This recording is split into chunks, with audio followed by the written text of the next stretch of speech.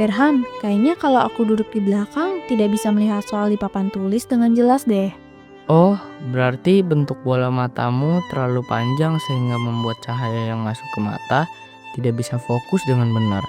Berarti mataku minus dan mesti pakai kacamata. Nanti kamu bisa minta antarkan orang tua buat beli kacamata. Saat ini kita minta Tuhan bukakan mata hati kita supaya dapat mengenal Tuhan dan cara kerjanya.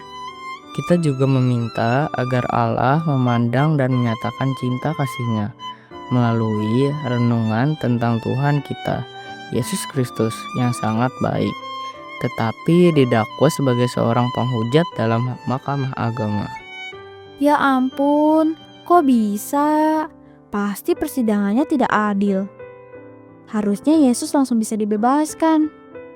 Teman-teman, walau kita sudah tahu akhir ceritanya, namun jalannya persidangan yang dipenuhi tipu muslihat ini layak kita perhatikan.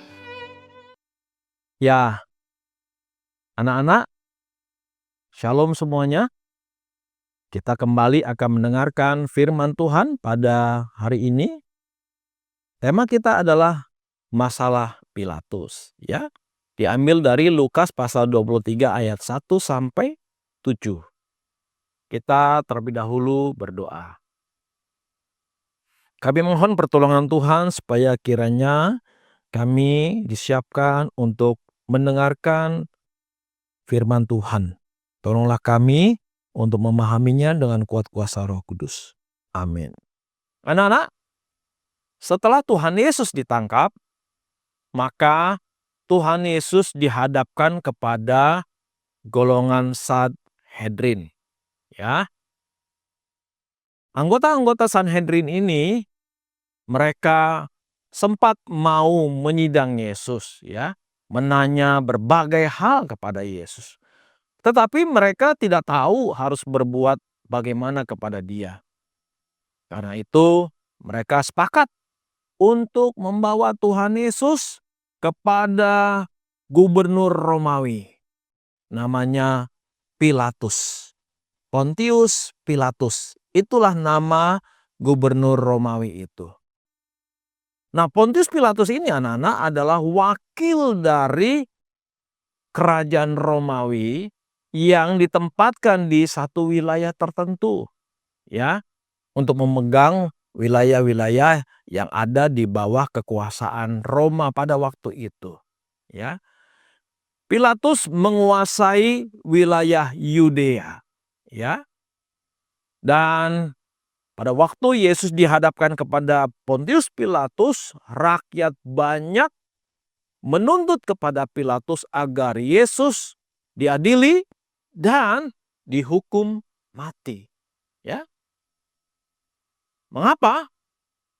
Apa yang menjadi tuduhan mereka? Nah, anak-anak, tuduhan mereka ternyata tidak main-main loh ya. Tuduhan mereka tuh sangat-sangat berat sekali. Karena Yesus dianggap sebagai penghasut rakyat. Provokator, ya. Yang melakukan provokasi kepada orang-orang, ya, mempengaruhi orang-orang banyak, ya, agar memberontak kepada pemerintahan Romawi, melawan kaisar, ya. Dan Yesus memproklamasikan dirinya sebagai Mesias, sebagai raja bagi orang Yahudi. Bahkan bukan hanya raja bagi orang Yahudi, tapi bagi segala bangsa. Ya. Nah, kemudian Pilatus mulai mengadili Tuhan Yesus, anak-anak. Ya, ia bertanya kepada Yesus, ya, apakah engkau adalah raja orang Yahudi? Tuhan Yesus kemudian menjawab, engkau sendiri yang mengatakannya. Pilatus bingung dengan jawaban dari Tuhan Yesus. Ini ditanya, kok jawabnya seperti ini? Tidak menjawab secara langsung. Tetapi itulah cara dari Tuhan Yesus dengan hikmat yang datang dari Allah untuk memberi jawaban kepada Pilatus. Pertanyaan yang menjebak itu Dia tidak mau jatuh kepada jebakan dari Pilatus, anak-anak. Ya.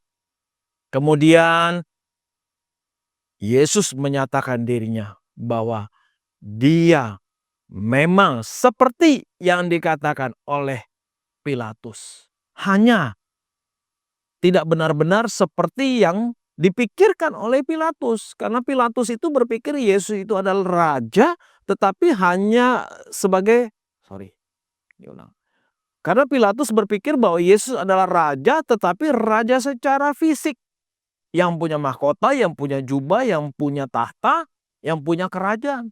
Tetapi yang Yesus maksudkan adalah Yesus adalah raja secara rohani, anak-anak. Ya. Raja yang memerintah atas dunia ini. Karena dialah penguasa dunia yang sesungguhnya. Dia adalah Tuhan sendiri. Ya. Pilatus tidak mengerti apa yang ada dalam pikiran dari Tuhan Yesus. Bahkan rakyat yang banyak yang menyaksikan pada waktu itu juga tidak mengerti apa yang dikatakan oleh Tuhan Yesus, anak-anak. Pilatus akhirnya bingung sendiri. Dia mulai pusing kepalanya. Pilatus tidak menemukan bukti bahwa Yesus adalah seorang yang melakukan kesalahan yang berat seperti yang dituduhkan oleh orang banyak. Pilatus tidak menemukan bukti bahwa Yesus melakukan pemberontakan.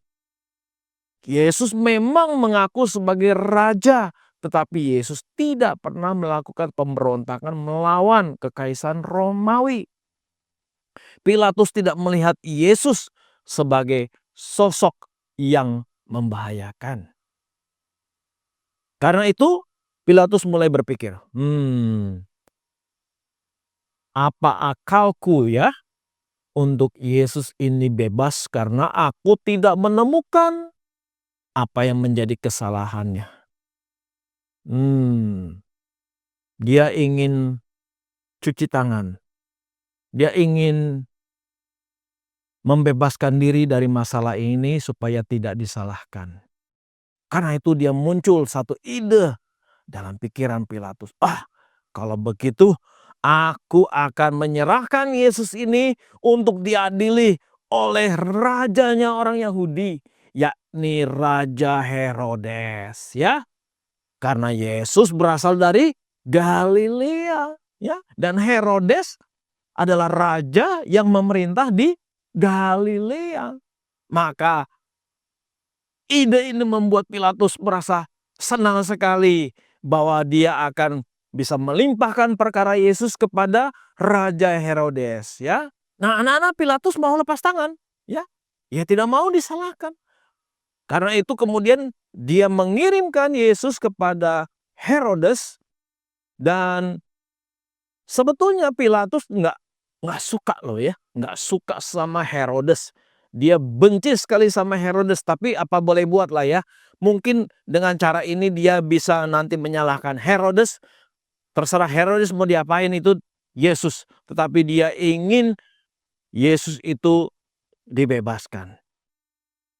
Lalu kemudian kedua pemimpin ini yang tadinya saling bersaing dan tidak cocok, bertentangan, menghadapi perkara ini mereka kemudian menjadi sama-sama saling melemparkan, ya.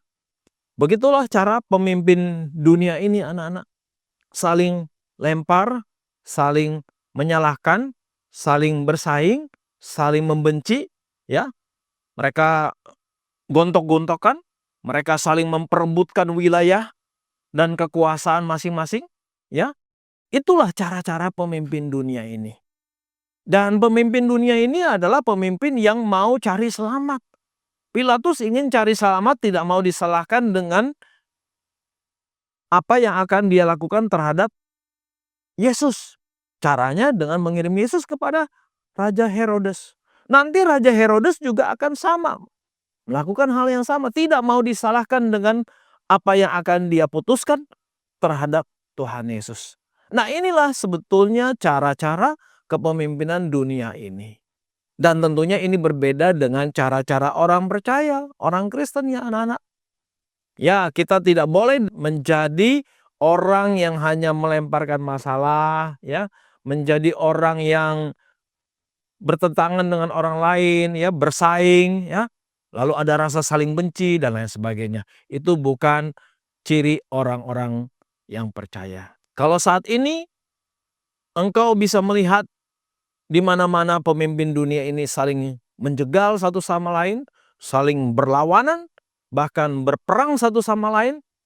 Mereka bermusuhan, ya, sehingga bahkan bermusuhan itu orang lainlah yang menjadi korban daripada permusuhan antar pemimpin itu, ya.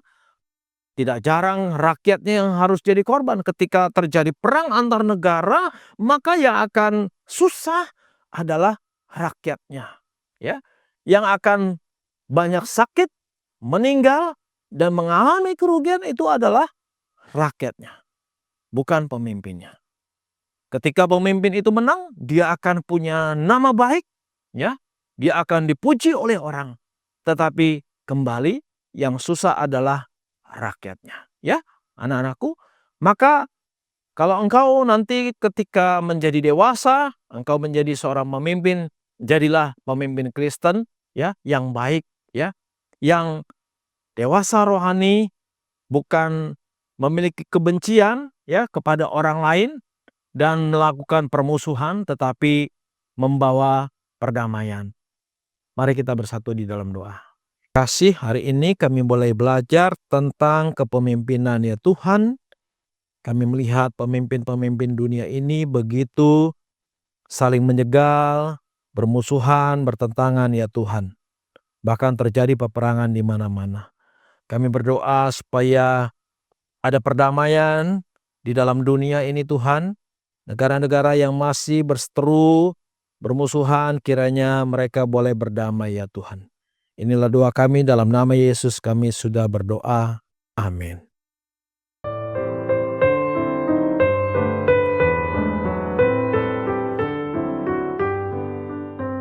Bella, aku rasa dakwaan yang dilontarkan kepada Yesus itu hanya untuk menjilat Pilatus dengan berpura-pura setia kepada kaisar.